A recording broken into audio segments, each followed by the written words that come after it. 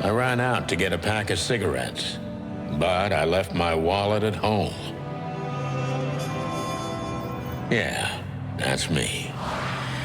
I'm getting old.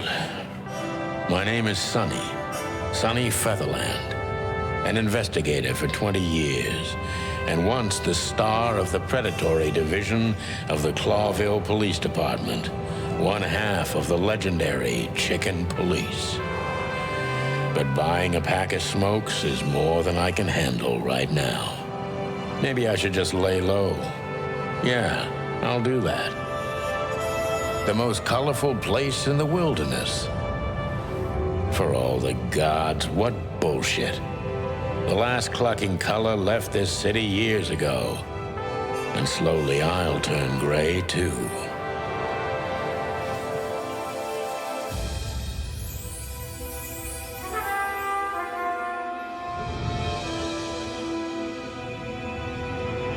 Still, what do I expect? We're living in a vast experiment, and don't even notice that everything got clucked up a long time ago. We believe in this wonderland of peaceful coexistence. Wolves and sheep, chickens and hounds. Yeah, sure, why not? It's just ridiculous. The dog eats the chicken. It's in our nature.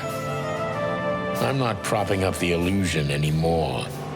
121 days, and it's over. Retirement.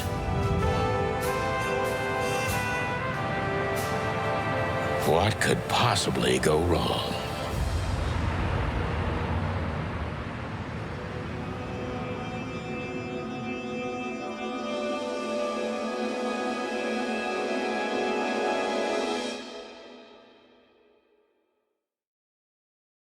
Ah, crap.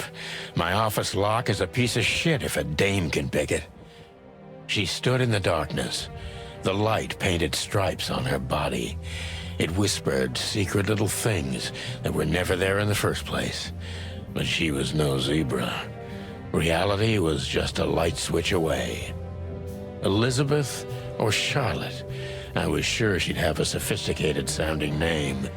She had a bygone look in her eyes, older than this ancient building, and perhaps the whole city itself. Or maybe I'm just drunk. But she was the first womanly thing in my place for a long time, so I had to give her a chance.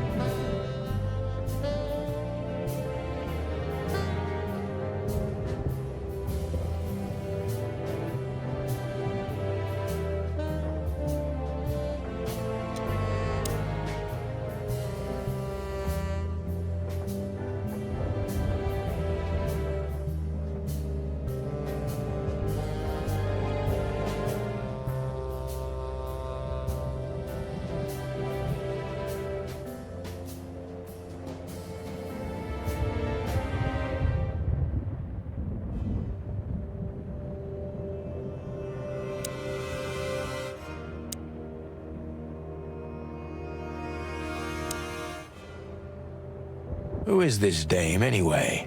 And what the cluck is she doing in my apartment on New Year's Eve?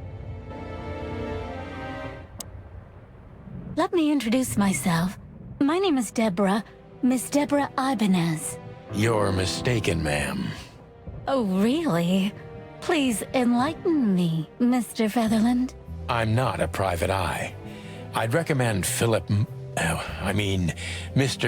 Philmar Lowe instead of me. He's a nice guy. Believe me, Mr. Featherland, it's not an accident I came to you. Look, miss, I work for the police, and I'm currently on leave. I couldn't accept private commissions even if I wanted to. Not even from a classy dame like you. Am I that easy to read? That's my job. But tell me, since you've invited yourself in, would you like a drink? I don't usually drink. Well, I've gotta have one, and it'd be rude of me to drink alone. So, maybe some sherry? If you insist. But bourbon, please. Huh. Thank the wild ones. That's all I have. What a coincidence. So come on, spill it from the beginning.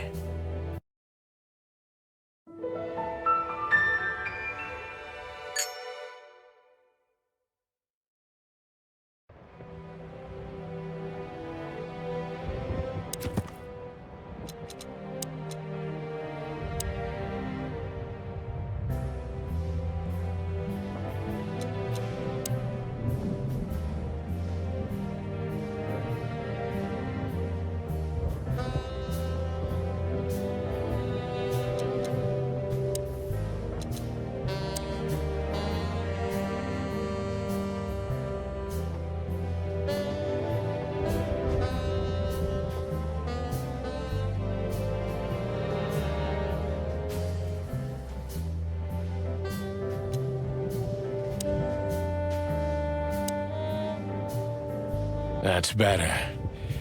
Now, if I understand correctly, your mistress is receiving threats. What kind of threats, exactly? It's a very strange matter. First, there were letters. Then it came printed on a wine bottle's label, sent as a gift. Then carved into a brick, thrown through the window. And finally, they painted it on the wall of the house in giant red letters. I think it's time to dig a little deeper. If you don't mind, I'd like to ask you some routine questions.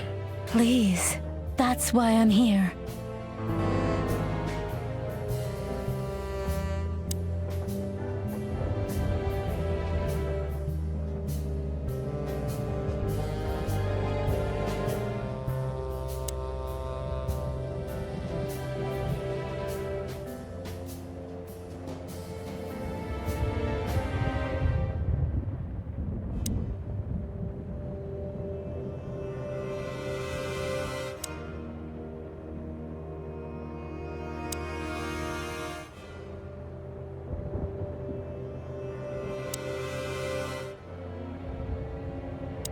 I must be cautious and smart. This dame seems shy, which I can use to my advantage. But I must be careful about what I say to her, or I could scare her off. Let's start gently, and when the time comes, we can go in hard. Who exactly are you, ma'am? I'm not somebody important, Mr. Featherland. You're important enough to deal with such a delicate matter, right? I carry out the wishes of my employer, nothing more. This means simple paperwork, most of the time. You've been thrown into deep water, sweetheart. Tell me, can you even swim? Believe me, this is just as unpleasant for me as it is for you, if not even more.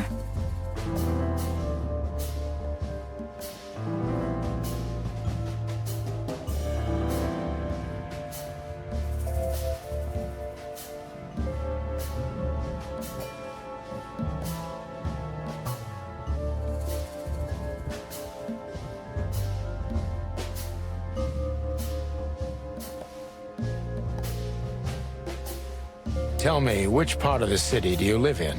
Calavera Hills? Flowerville, maybe?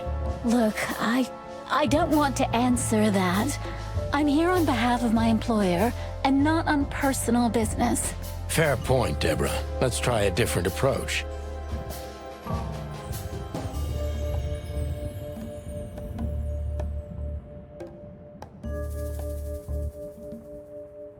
Why did you have to visit me this particular evening? I have my reasons. I may look like a silly little fawn, and maybe I am, but I still have common sense. I don't doubt that for a second, Miss Ibanez. This day is essential to my mistress, and she thought it's also important to you. A message in itself, for sure. But to be honest, even you are. You know what? I'll just take that as a compliment, even if it wasn't meant as such.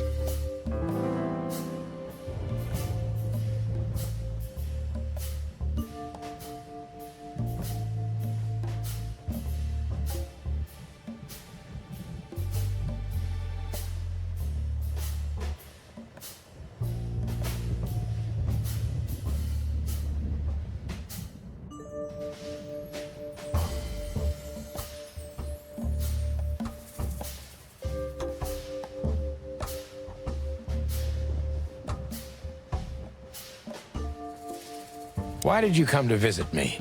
Why not your employer herself? My employer is Miss Natasha Katsenko. She hasn't been leaving her home lately, only if she really has to. How so? Miss Natasha is afraid. She's scared because of those unwanted messages, and everyone knows who she is. So she's that kind of woman. I don't know what you mean. Of course you do, Deborah. Thank you, by the way. We're finally getting somewhere.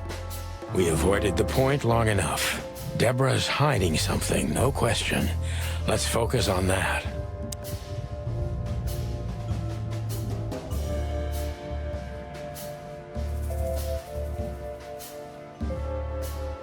How did you get this address?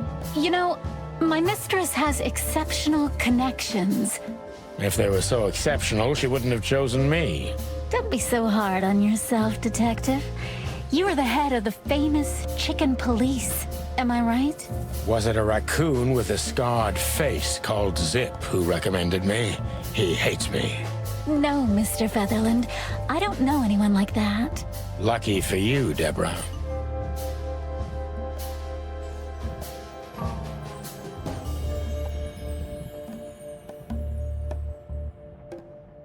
What do you want from me? Me? Oh, don't be silly, Deborah. I mean your employer. I was just talking to myself, out loud. Well, Miss Katsenko thinks you're a great detective, and you're also reliable. That's why I came. Did she also give you the lockpick? Please, could you let this go? I'm really embarrassed. Sorry, sweetheart, I'm just teasing you. As soon as I saw you, you were forgiven. That's very nice of you. It has nothing to do with being nice, Deborah, but you're welcome.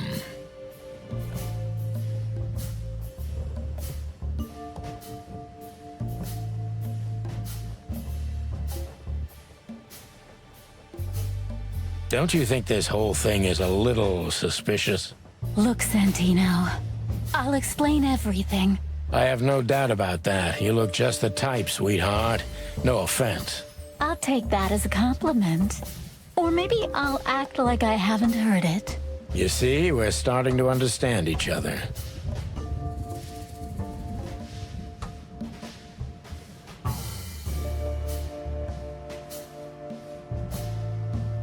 Tell me, Deborah, why should I believe you at all? Because my mistress trusts you. Should that be enough? If you really like what she thinks you are, then yes. Damn, what can I say to that? Look, I didn't mean to back you up against the wall. You have a way with words, sweetheart. Did you ever want to be a cop? No, not for the world. Heh, smart answer.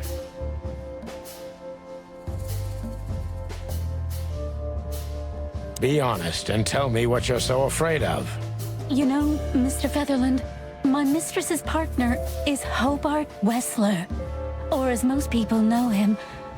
Ibn Wessler, the Kingpin. Exactly. Feathery gods, help me. So you get it now. The secrecy.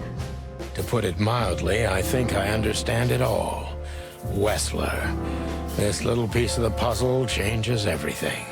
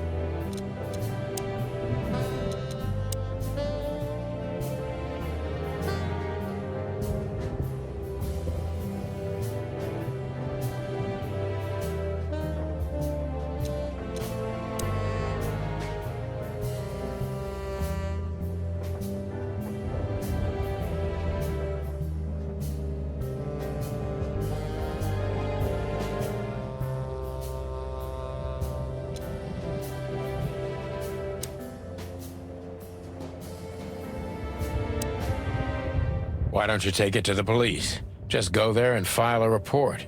Photos, flashing lights, fingerprints, you know the drill. The evidence is very clear. Even a moderately talented detective could easily wrap this case up. Or just try the phone. 555-111. Please, take a look at this. Well, okay. Let's see.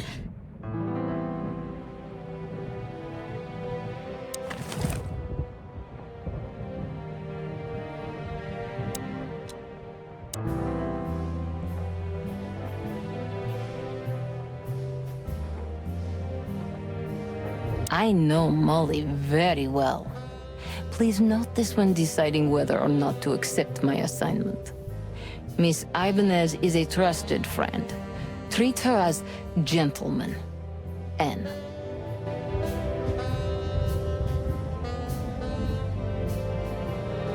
I felt like I'd been hit on the back of my head with a blackjack. Reality tilted. Molly. Good gods. What was her name doing there? I glanced at the opposite wall with the well-worn picture frames. Like an eternally dark hole in the wall. A missing piece. She was wearing a light silk dress and singing a lullaby. The waves caressing her beautiful long legs. Why Molly? Why now? Mr. Featherland? Santino, are you all right? What the hell is this supposed to mean? I don't know anything, Mr. Santino. My mistress told me to give this to you. She said you'd understand. Don't you? Oh, of course I understand, Miss Ibanez. I get it very well. But this case is becoming more and more confusing. It's starting to look like blackmail. Blackmail? Don't play innocent with me. But... All right. When can I visit? Visit? Me? Not you. Miss Katsenko. Oh, yes. You can find her at the Tsar Club. Didn't you tell me she's not the social kind? That she's especially unsociable? Or does she only like loud and crowded clubs? No, she's really not like that. But she owns the place. Judging by the flyer, it must be a very busy club, especially on New Year's Eve, right? I'm sure you'll have no trouble finding Miss Katsenko, but there's one small problem, Mr. Featherland.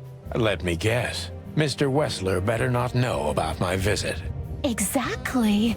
How did you know? 20 years experience, ma'am. Oh, and please, call me Sonny. It was a pleasure to meet you, Sonny. I'll talk about the rest with Ms. Katsenko in person. A good friend of mine would be happy to take you home if you'd like. I'd appreciate that, Sonny.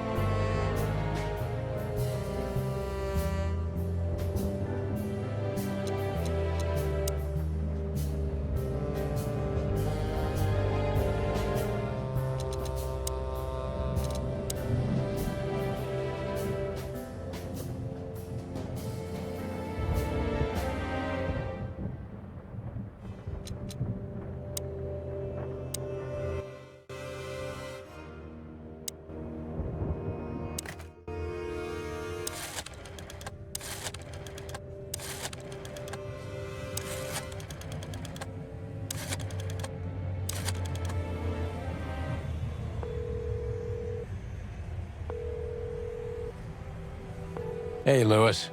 Am I bothering you? No. Of course not, Sonny. Old friend, what's up? Could you come over? I've got a favor to ask if you're not busy. For you, anything. just a minute.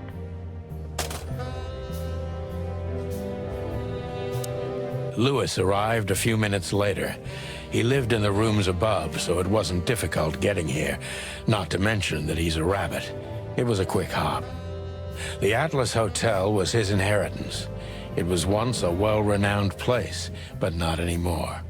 The last economic crisis ruined it, and now, besides me, he was the only resident of this enormous place.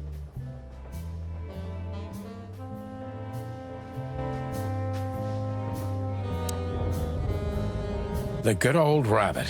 I can always count on him, even on New Year's Eve. Thanks for being so quick, Lewis.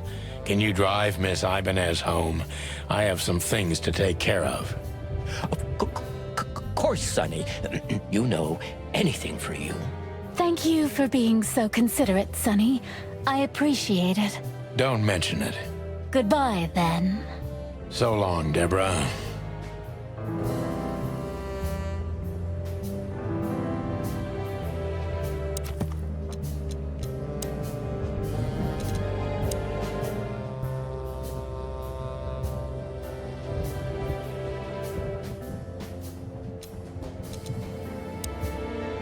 I need to grab my stuff first.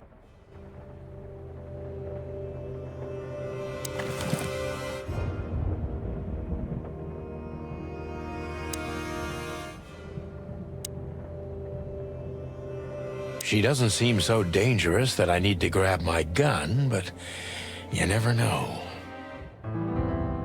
My last cigarette. You're lucky I don't have a light, pal. My wallet and my badge. The wallet is real. The badge ain't. Chief Bloodboil took mine, so I got this one out of a pack of cornflakes, just in case. Before I visit the club, I have to take a detour. I've got a feeling that this case isn't going to be a one-man job, and there's only one bird in this city I can trust, my ex-partner, Marty. He's going to be at the station. I can only hope he'll be willing to talk to me.